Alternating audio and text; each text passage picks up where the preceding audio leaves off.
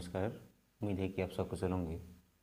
आज हम लोग इस वीडियो में सीखेंगे एसआई मात्रक को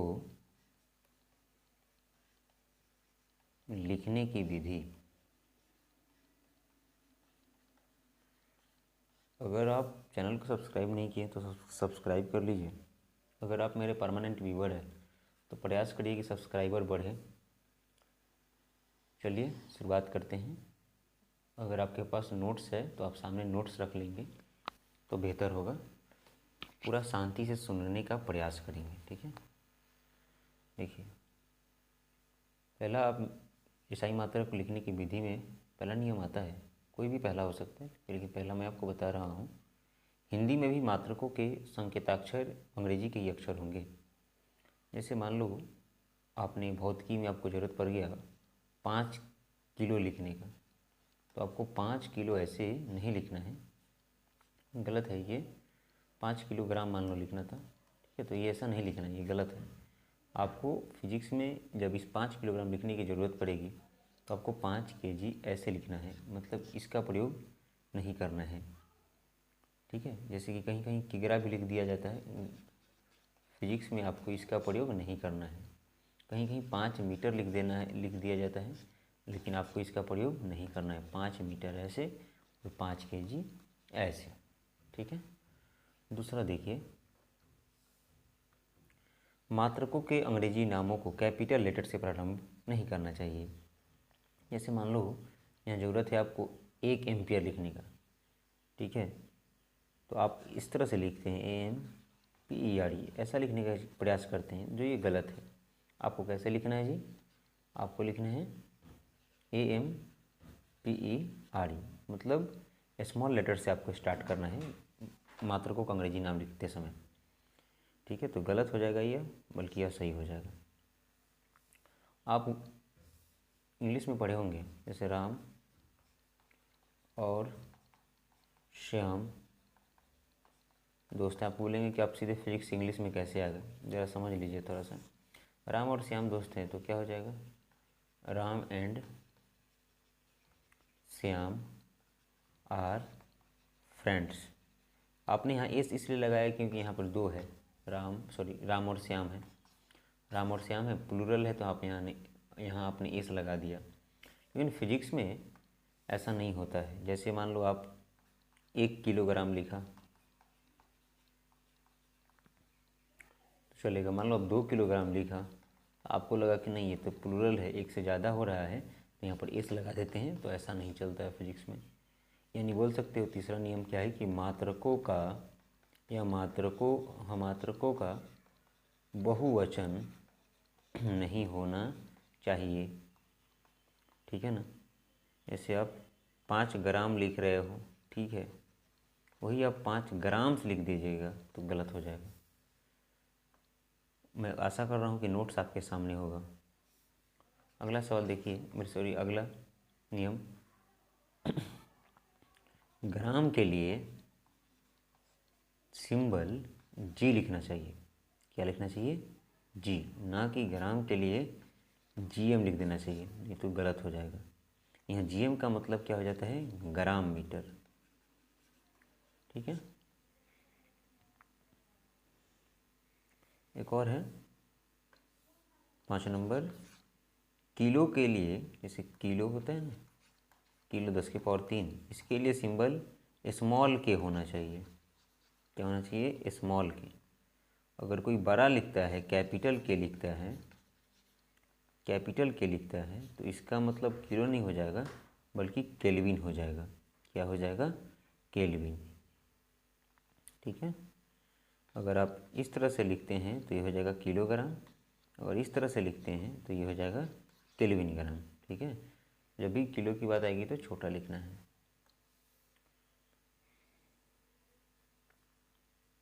आगे देख लीजिए, जैसे ही ताप का मात्रक, आपको मालूम ताप का मात्रक क्या होता है? ताप के मात्रक का संकेत इस तरह से दिखाया जाता है, आपको मालूम। यह शब्द डिग्री का प्रयोग नहीं किया जाना चाहिए, अतः 273 केल्विन लिखना गलत होगा। देखिए कोई विद्यार्थी अगर ऐसे लिखता है, इसका मतलब क्या हुआ, ऐसे लिखता है तो ये गलत है। ये सेल्सियस में प्रयोग होता है, केल्विन में प्रयोग नहीं होता है। तो सही क्या हो जाएगी, जब भी आपको तापमान दिखाना होगा तो 273 केल्विन इसका प्रयोग करेंगे। अगर यही नहीं कि यहाँ आप ऐसे करके ऐसे कर देंगे तो ये गलत हो जाएगा। ये डिग्री आपको नहीं लगाना है, ठीक है। अब देखिए कुछ हम अंश की बात करते हैं। यहाँ तक तो ये कंप्लीट हो गया। कुछ मानक एसआई उपसर्ग, ठीक है, ये समझते हैं हम लोग। 10⁻³ रहेगा तो इसे आप क्या समझिएगा, मिली। 10⁻³ को क्या करना है आपको, मिली। 10⁻⁶ जब हम लोग न्यूमेरिकल करेंगे तो इसका महत्व समझ पाएंगे, इसका कितना इंपॉर्टेंस है, किस प्रकार बड़े अक्षरों को छोटा करके आसानी से दिखाया जा सकता है। माइक्रो 10⁻⁶ रहेगा तो माइक्रो, ठीक है। 10⁻⁹ रहेगा तो नैनो, ठीक है। 10⁻12 रहेगा तो पिको, ठीक है। 15 रहेगा तो माइनस में इसको बोलेंगे फेमटो, ठीक है। 18 रहेगा तो इसको बोलेंगे एटो। मिली का सिंबल एम, माइक्रो का म्यू इसे कहते हैं, ये नैनो, पिको, फेमटो और ये ऑटो, ठीक है। इसको अंश कहा जाता है ये, ठीक है। ये आपका उपसर्ग है, milli, micro, nano, pico, femto, atto, और ये आपका संकेत है, ठीक है। नोट्स होगा तो आपको सामने दिख रहा होगा।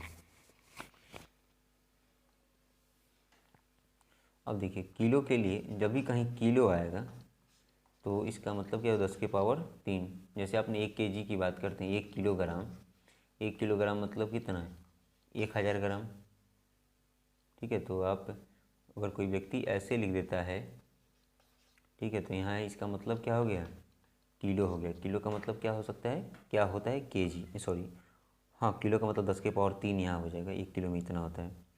10⁻6 रहेगा तो आप इसे क्या समझोगे, मेगा। 9 रहेगा तो जीगा, या कहीं कहीं गीगा भी लिखा हो तो भी सही है। 12 रहेगा तो टेरा। 15 रहेगा तो पेटा। 18 रहेगा तो एक्सा, ये हो जाएगा कितना, केल्विन। इसका सिंबल है ये मेगा, जीगा या गीगा, टेरा, पेटा, एक्सा। अब देखो 1 मिलीमीटर, 1 मिलीमीटर क्या हो जाएगा, 1 मिलीमीटर बराबर 10⁻³ मीटर हो जाएगा, ठीक है। या मिली मतलब अभी मैंने आपको बताया था 10⁻3, ठीक है। मिली मतलब 10⁻3 या मीटर का मीटर हो गया, ठीक है। ऐसे मान लो कि 1 सेंटीमीटर को मीटर में बदलो, 1 सेंटीमीटर को किस में बदलना है, मीटर में। तो देखो 1 का 1 सेंटी का मतलब 10⁻² मीटर, ठीक है। आगे देखिए अगला है, यहाँ तक तो कंप्लीट हो गया। विभिन्न पद्धतियों में मात्रक और उनके संबंध। ज़रा देखिए, जैसे मान लो हम क्षेत्रफल की बात करते हैं, ठीक है, क्षेत्रफल, ठीक है। तो क्षेत्रफल निकालने के लिए क्या करते हैं हम, इसमें लंबाई गुने चौड़ाई कर देते हैं, ठीक है। तो ये आपका हो जाएगा व्युत्पन्न राशि। ये क्या हो जाएगा, क्षेत्रफल व्युत्पन्न राशि। ये हो जाएगा दोनों आधारी राशि, मतलब, ठीक है। तो मैंने व्युत्पन्न राशि का मतलब इसका अगर आप एसआई मात्रक निकालना चाहते हैं, किसका, क्षेत्रफल का, ज़रा ध्यान से समझिएगा। क्षेत्रफल को अगर क्षेत्रफल का आप एसआई मात्रक निकालना चाह रहे हैं या मात्रक निकालना चाह रहे हैं, ठीक है, तो आपको क्या करना होगा, पहले इसका सूत्र लिखना होगा। इसका सूत्र क्या हो जाएगा, लंबाई गुने चौड़ाई। फिर इसको क्या करना, आपको आधारी राशि में कन्वर्ट कर देना होगा। तो लंबाई तो खुद आधारी राशि है, इसका क्या हो जाएगा, मीटर। चौड़ाई तो एक प्रकार का लंबाई ही होता है, इसका भी क्या हो जाएगा, मीटर। तो यहाँ क्या हो जाएगा, ये मीटर स्क्वायर। क्षेत्रफल का मात्रा क्या हो जाएगा, मीटर स्क्वायर। आपने यह समझने का यहाँ प्रयास किया है कि जब हम किसी व्युत्पन्न राशि मात्रक निकालने का प्रयास करते हैं तो सबसे पहले उसका क्या करना चाहिए जी, फॉर्मूला लिखना चाहिए, ठीक है। तो क्षेत्रफल का मात्रक क्या हो जाएगा यहाँ, मीटर स्क्वायर। एक और एक उदाहरण देकर आपको समझाने का प्रयास कर रहे हैं। जरा देखिए आयतन, आयतन में क्या आ जाता है जी, लंबाई गुने चौड़ाई गुने ऊंचाई। तो लंबाई को भी मीटर से दिखाएंगे, चौड़ाई को भी मीटर से दिखाएंगे और ऊंचाई को भी किससे दिखाएंगे, मीटर से। तो यहाँ क्या हो जाएगा, ये मीटर क्यूब हो जाएगा। तो क्षेत्रफल आयतन का मात्रा क्या हो जाएगा, यहाँ मीटर क्यूब हो जाएगा। लिखने के लिए किसका प्रयोग करना पड़ा, तो इसका फॉर्मूला लिख दिया गया, फिर इसका जो मात्रक है उसको सामने रखा गया। आगे देखो, ये सब कभी कभी एग्जाम में पूछ लिया जाता है, आयतन बराबर क्या होता है, ठीक है ना। तो ध्यान में रखेंगे, घनत्व, घनत्व का मात्रक हो जाता है द्रव्यमान बटा आयतन। क्या होता है विद्यार्थी, द्रव्यमान बटा आयतन। अब देखो, इस घनत्व का मात्रक निकालने के लिए आप क्या करोगे, पहले द्रव्यमान का मात्रक बताओ। द्रव्यमान का मात्रक सेंटीमीटर होगा कि मीटर होगा, जी सही बताया आपने, केजी होगा। क्या होगा, केजी। द्रव्यमान का मात्रक क्या हो जाएगा, केजी। आयतन का भी मैंने निकाला मीटर क्यूब, तो केजी कहाँ चला जाएगा, ऊपर। तो यहाँ हो जाएगा ये ऐसे, मीटर चला जाएगा सॉरी ऊपर। तो घनत्व का मात्रक इस तरह से आप निकाल सकते हैं, ठीक है। ठीक है, सीजीएस प्रणाली में कैसे चेंज करना है, ये तो बहुत आसान है। 1 केजी है तो इसमें कितना ग्राम हो जाएगा, 1000 ग्राम। 1 मीटर है तो ये कितना हो जाएगा, 100 सेंटीमीटर। ठीक है, तो ये ध्यान से समझना जरा कि 1 मीटर में 100 सेंटीमीटर, तो 1 सेंटीमीटर में कितना मीटर होगा, तो 1/100 मीटर हो जाएगा, याद रखना ये। ठीक है, 1 मीटर में 100 सेंटीमीटर, तो 1 सेंटीमीटर में 1/100 मीटर। ठीक है, इसको हम क्या बोलेंगे, एमकेएस पद्धति, और ये क्या हो जाएगा, सीजीएस पद्धति। आगे देखिए, जैसे कुछ मात्रक की अगर हम बात करते हैं, जरा एक बार फिर से मात्रक समझ लीजिए। यहाँ हो गया द्रव्यमान, द्रव्यमान हो जाएगा भौतिक राशि, यहाँ केजी क्या हो जाएगा, मात्रक। तो ये जो मात्रक है ना, इस मात्रक को कभी कभी किसी व्यक्ति के नाम पर रख दिया जाता है। इसके पीछे कारण यह है कि वैसे व्यक्ति के नामों पर रखा जाता है जो व्यक्ति फिजिक्स में या गणित में या विज्ञान के क्षेत्रों में बहुत अच्छा कार्य किया हुआ होता है, और उसको याद रखने के लिए या कह सकते हैं कि उसको सम्मान देने के लिए इसका प्रयोग किया जाता है। ठीक है, तो यहाँ पर देखिए, बल का मात्रक, बल का मात्रक सीधे क्या हो जाता है, न्यूटन। यह न्यूटन कैसे हुआ, ज़रा समझ लीजिए, न्यूटन कैसे हो जाता है। जैसे बल का मात्रक अगर आपको लिखना होगा, किसी भी भौतिक राशि का अगर आप मात्रक लिखना चाह रहे हैं, तो पहले उसका सूत्र लिखिए। तो बल बराबर क्या होता है, द्रव्यमान गुने त्वरण। द्रव्यमान गुने क्या होता है जी, त्वरण। द्रव्यमान को क्या दिखाते हो आप, केजी, त्वरण को मीटर प्रति सेकंड स्क्वायर। ठीक है, तो यहाँ पर आ गया आपका केजी मीटर, ये ऊपर चला जाएगा तो माइनस में हो जाएगा ये माइनस। इतना को ही हम क्या बोलते हैं, 1 न्यूटन बोलते हैं। मतलब 1 न्यूटन बराबर क्या हो जाएगा, केजी मीटर प्रति सेकंड स्क्वायर। ठीक है, इतना आप याद रखेंगे। तो कभी कभी क्या होता है, किसी भौतिक राशि का मात्रक वैज्ञानिकों के नाम पर रखा जाता है। इसके पीछे क्या कारण है वो भी आप समझ गए। बल बराबर क्या होता है, द्रव्यमान गुने त्वरण। ठीक है, दाब, अब देखो दाब बराबर क्या होता है, बल बटा क्षेत्रफल। बल बराबर क्या होता है जी, क्षेत्रफल। अब यहाँ देखो, बल का सही मात्रक न्यूटन, क्षेत्रफल का भी निकाला मैंने मीटर स्क्वायर। ये जब ऊपर चला जाएगा तो इतना हो जाएगा। ठीक है, और इतना को ही हम क्या बोलते हैं, 1 पास्कल बोलते हैं जी। क्या बोलते हैं, 1 पास्कल बोलते हैं। ठीक है, इतना पास्कल, इसलिए डायरेक्ट आप सीधे क्या बोल देते हो, दाब का सही मात्रक पास्कल। कभी कभी एग्जाम में पूछ लिया जाएगा 1 पास्कल बराबर कितना होता है, तो आप क्या बताओगे, न्यूटन प्रति मीटर स्क्वायर। ठीक है, अब एक और देखिए, एटमॉस्फेयर होता है किसका, एक मात्रक होता है एटमॉस्फेयर, किसका, गैसीय दाब का। क्या चीज़ का, गैसीय दाब का। जैसे मान लो यहाँ पर कोई व्यक्ति खड़ा है, कहाँ खड़ा होगा, जनरली धरती पर ही खड़ा होगा। ठीक है, मान लीजिए खड़ा है, तो इसके ऊपर बहुत सारे इस प्रकार का हवा का आवरण होगा कि नहीं होगा, बोलो, हवा का आवरण होगा ना। तो ये हवा का आवरण इस व्यक्ति पर क्या करता है जी, दाब लगाता है। इस व्यक्ति पर ही क्यों, और भी तो बहुत सारी वस्तु है ना पृथ्वी पर, उस पर भी तो दाब लगाता है। ठीक है, तो इसी दाब को ही हम क्या बोलते हैं जी, क्या बोलते हैं, यानी जो दाब को मापने का जो पैमाना है उसका नाम एटमॉस्फेयर नाम है। क्या नाम है जी, एटमॉस्फेयर। ठीक है ना, एटमॉस्फेयर। ठीक है, इसको दिखाते हैं शॉर्टकट में, एटीएम लिखते हैं इसके लिए, एटमॉस्फेयर इसका मात्रक होता है, सीधे समझ लो। और वायुमंडलीय दाब क्या कहलाता है? तो वायुमंडल में वायु का दाब क्या कहलाता है? वायुमंडलीय दाब कहलाता है। ठीक है, अब देखो यहाँ ये तो दाब है तो पास्कल में मापा जाएगा। तो 1 ATM बराबर कितना होता है जरा दिन, जैसे अभी आपको मालूम चल चुका है कि 1 kg बराबर कितना होता है? 1000 ग्राम।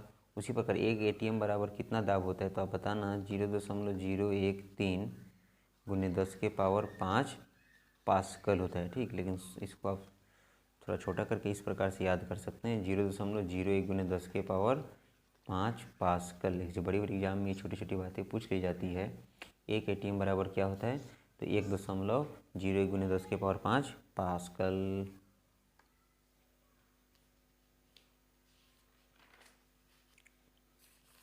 और अब देखिए लास्ट में ऊष्मा एवं ऊर्जा का एसआई मात्रक क्या होता है जी? जूल होता है। क्या होता है? जूल। जूल भी एक वैज्ञानिक का नाम है। तो अभी मैंने तीन वैज्ञानिक का नाम आपको बता दिया जी। न्यूटन बता दिया, और क्या बता दिया? एक जूल बता दिया, और एक पास्कल साहब का नाम ले लिया। ठीक है, ये होता है बल का मात्रक, जूल होता है ऊष्मा या ऊर्जा का मात्रक, पास्कल होता है दाब का मात्रक। ठीक है, तो एसआई मात्रक में ऊष्मा एवं ऊर्जा का एसआई मात्रक में ऊष्मा एवं ऊर्जा का मात्रक क्या होता है? जूल होता है। लेकिन सीजीएस मात्रक में याद रखिएगा, सीजीएस मात्रक में ऊष्मा एवं ऊर्जा का मात्रक कैलोरी होता है। क्या होता है जी? कैलोरी। क्या होता है? कैलोरी। याद रखेंगे आप कि ऊष्मा एवं ऊर्जा का सीजीएस मात्रक मान सेंटीमीटर ग्राम सेकंड में जो आपको बताया था, उसमें क्या होता है? ये कैलोरी होता है। ठीक है, आपको मालूम है कि 1 रुपया बराबर कितना पैसा होता है? 100 पैसा होता है ना। उसी प्रकार 1 कैलोरी बराबर कितना हो जाता है? 4.2 जूल होता है। कितना होता है जी? 4.2 जूल लगभग में होता है। ठीक, तो आप इसे आसानी से याद कर सकते हैं। ज़रा बताइए मुझे, 1 कैलोरी बराबर 4.2 जूल, तो 1 जूल बराबर कितना कैलोरी होगा? तो कितना होगा? 1/4.2 कैलोरी। 1 कैलोरी बराबर इतना जूल, तो 1 जूल में कितना कैलोरी? तो 1/4.2 कैलोरी। ठीक है, याद रहेगा। आगे देखेंगे, 0 डिग्री सेल्सियस बराबर कितना होता है? 273.15 केल्विन। इसको शॉर्टकट में करिएगा तो कितना हो जाएगा? 273 केल्विन लगभग में। थोड़ा शॉर्टकट में नहीं कहना चाहिए मुझे, लगभग में अप्रॉक्स में, APPROX अप्रॉक्स में होता है। ठीक है, तो 0 डिग्री सेल्सियस बराबर 273 केल्विन। इस पर हम सवाल कराएंगे, इस पर सवाल भी बोर्ड में पूछा जाता है। आगे देखिए, 1 इंच बराबर कितना होता है? 2.54 सेंटीमीटर। ठीक है, तो 5 इंच बराबर कितना हो जाएगा? 1 इंच बराबर इतना, तो 5 इंच बराबर आप इसमें क्या कर देंगे? 5 से गुना कर देंगे, यानी कि 2.54 × 5 इंच। ठीक है, ये भी याद रखेंगे आप कि 1 फुट बराबर कितना इंच होता है? 12 इंच होता है। ठीक है, तो मतलब कोई व्यक्ति 1 फुट का है तो कितने सेंटीमीटर का है? आसानी से निकाल सकते हैं कि नहीं निकाल सकते हैं? निकाल सकते हैं। क्यों निकाल सकते हैं? कैसे निकलेगा? तो 1 इंच बराबर आपको मालूम है कितना? 2.54 सेंटीमीटर। यहाँ पर कितना इंच हो रहा है? 12 इंच हो रहा है। तो आप इसमें इतना से गुना कर सकते हैं, जो भी वैल्यू आएगा उतना ये क्या हो जाएगा? सेंटीमीटर हो जाएगा। ठीक है, ये भी आप समझ गए। चलिए, कुछ भारतीय भवन की पुस्तक से कुछ सवाल कर लिया जाता है जो आगामी एग्ज़ाम के लिए बहुत महत्वपूर्ण है। आप जो एग्ज़ाम देंगे अपने विद्यालय में, या इन फ्यूचर आप कोई कॉम्पिटिटिव एग्ज़ाम की भी तैयारी कर रहे हैं, तो उसके लिए एक बहुत बड़ा ये आधार या बेस का काम करेगा। ठीक है, ज़रा देखिए, यहाँ 1 नंबर में एक सवाल है कि जो आपको एक संख्या दिख रहा होगा 300 केल्विन। कितना लिखा है जी? 300 केल्विन। इसको करना क्या है? सेल्सियस में बदल देना है। किस में बदल देना है? सेल्सियस में। ठीक है, तो याद रखेंगे 300 केल्विन को किस में बदलना है? सेल्सियस में, 0 डिग्री सेल्सियस में। इसको इसमें बदलने के लिए क्या करते हैं ना, 300 में से 273 घटा दो। ठीक है, 273 क्या कर दो? घटा दो। तो ये आ जाएगा कितना आपका? 27 डिग्री सेल्सियस। यानी केल्विन को सेल्सियस में बदलने के लिए उसमें से क्या करते हैं? 273 घटा लेते हैं। ठीक है, जैसे 573 है, 573। ठीक, इसको आपको बदलना है सेल्सियस में, तो आप क्या करोगे? 573 में से 273 क्या कर लो, घटा लो, तो आंसर आ जाएगा कितना, 300 केल्विन। ध्यान में रखिएगा जो केल्विन में होता है ना, अब देखो यहाँ 573 केल्विन और 300 डिग्री सेल्सियस, ये दोनों क्या है, बराबर है। कहने का तरीका अलग अलग है, ठीक है, मापने का तरीका, लेकिन दोनों का टेम्परेचर क्या है, ये सेम है। तो केल्विन वाला सेल्सियस से थोड़ा क्या होता है, ज़्यादा होता है। क्या होता है, ज़्यादा होता है। ज़्यादा तो है ही, आप ही समझ रहे हैं, ठीक है। अब फिर अगला सवाल है कि यहाँ 25 डिग्री सेल्सियस है, इसको केल्विन में कन्वर्ट करना है, केल्विन में बदलें। किसमें बदलें, केल्विन में बदलना है इसको। तो इसके लिए आप क्या करना है, आपको 25 डिग्री सेल्सियस में 273 ऐड कर देना है। तो कितना हो जाएगा, 8 9 298 केल्विन, ठीक है।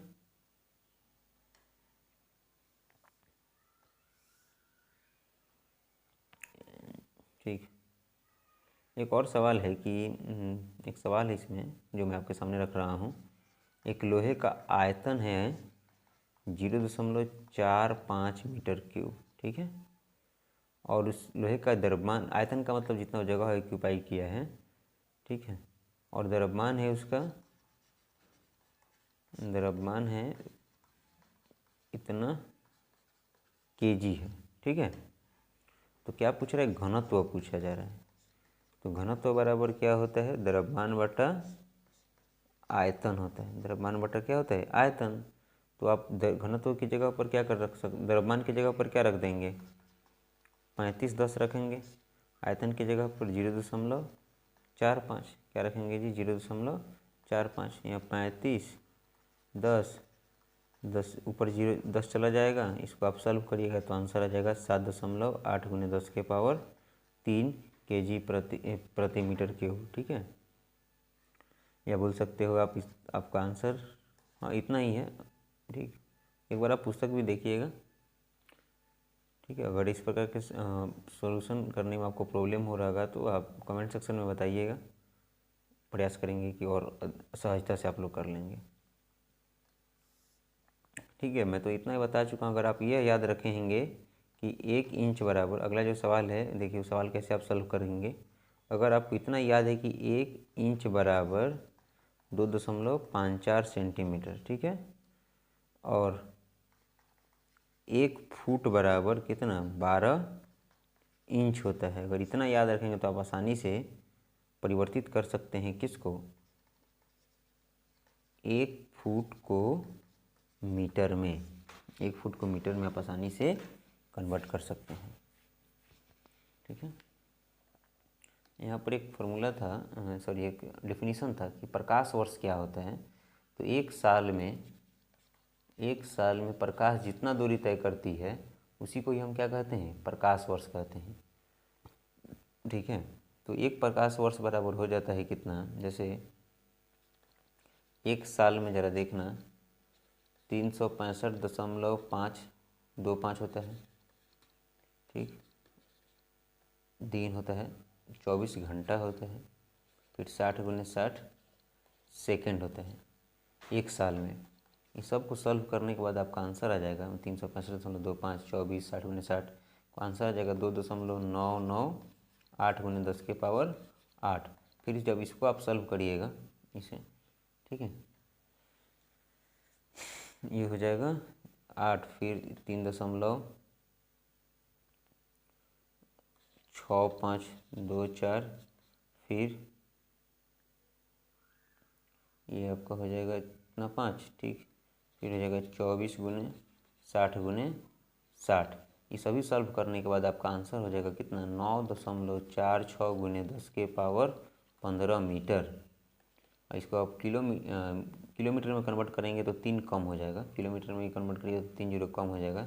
9.46 × 10⁻12 मीटर, सॉरी किलोमीटर। जैसे देखना, अब 1000 मीटर आप लिखे हो, 1000 मीटर के बदले में क्या लिखोगे, 1 किलोमीटर लिख दोगे, तो कितना जीरो कम हो गया, 3 जीरो कम हुआ कि नहीं हुआ। तो ये नहीं, 1 किलोमीटर में 1000 मीटर होता है, तो इस प्रकार यहाँ भी ये 3 जीरो यहाँ कम हो जाएगा। आपको जनरली याद क्या रखना है, ज़रा समझिए कि एक प्रकाश वर्ष में कितना मीटर होता है जी, तो 9.46 × 10⁻12 किलोमीटर। कभी कभी यहाँ ध्यान दीजिएगा, नहीं तो ऐसे भी एग्जाम में पूछ लिया जाता है कि दोनों में कौन गलत है कौन सही है, तो दोनों सही है ये। किलोमीटर में बताना होगा तो 12 लगा देना, मीटर में बताना होगा तो 15 बता देना। एक प्रकाश वर्ष मतलब ये भी समझ में आ गया कि इस प्रकाश एक साल में जितना दूरी तय करती है उसी को लाइट ईयर या प्रकाश वर्ष कहा जाता है। ठीक है, यहाँ पे जो 6 नंबर सवाल है भर्ती भवन में जो दिया गया है, ऐसे सवाल को भी आप आसानी से हल कर सकते हैं कि 1 ग्राम बर्फ़ को पिघलाने के लिए 80 कैलोरी ऊष्मा चाहिए। कितना कैलोरी? 80 कैलोरी ऊष्मा की ज़रूरत होती है। तो 1 किलोग्राम बर्फ़ को पिघलाने के लिए कितने जूल की आवश्यकता होगी? तो बहुत ये सहज सवाल है कि 1 कैलोरी बराबर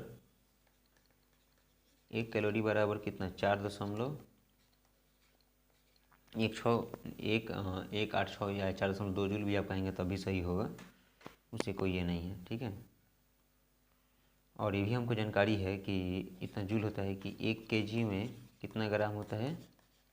1000 ग्राम होता है। ठीक है, तो 1 केजी बर्फ़ पिघलाने के लिए, जब 1 कैलोरी में इतना, तो 1 केजी बर्फ़ पिघलाने के लिए हमको कितना ऊर्जा की ज़रूरत पड़ेगी? तो 80 कैलोरी गुना क्या हो जाएगा? 1 केजी ना पिघलाना है जी, तो 1000 से गुना कर देंगे तो कितना हो जाएगा? 80,000 कैलोरी ऊष्मा की ज़रूरत पड़ेगी। इतना तो ठीक है ना? हाँ, इतना ठीक, इतना कैलोरी हो जाएगा। इसको अगर आप चेंज करेंगे तो क्या हो जाएगा? 80 गुना 80,000 गुना 4.126 3.35 गुने 10 के पावर 5 जूल। एक बार आप सवाल भी देख लीजिएगा ठीक से। यहाँ तक तो समझ गए। और भी बहुत आसान सवाल है, जैसे इसमें एक ऑब्जेक्टिव सवाल है कि 1 केजी बराबर होता है, 1 केजी बराबर होता है 1 में 10 केजी के, 2 में 50 ग्राम के, 3 में 100 ग्राम के, 4 में है 1000 ग्राम के। 1 केजी किसी ग्राम का होता है तो 1000 ग्राम के होता है। ठीक है, यहाँ तक तो आप समझ गए। उम्मीद है कि आप इसे समझ गए होंगे। बहुत बहुत धन्यवाद। और फिर भी इसमें कोई प्रॉब्लम होगा तो आप मेरे साथ कमेंट सेक्शन में अपनी बात रखिए। Thank you.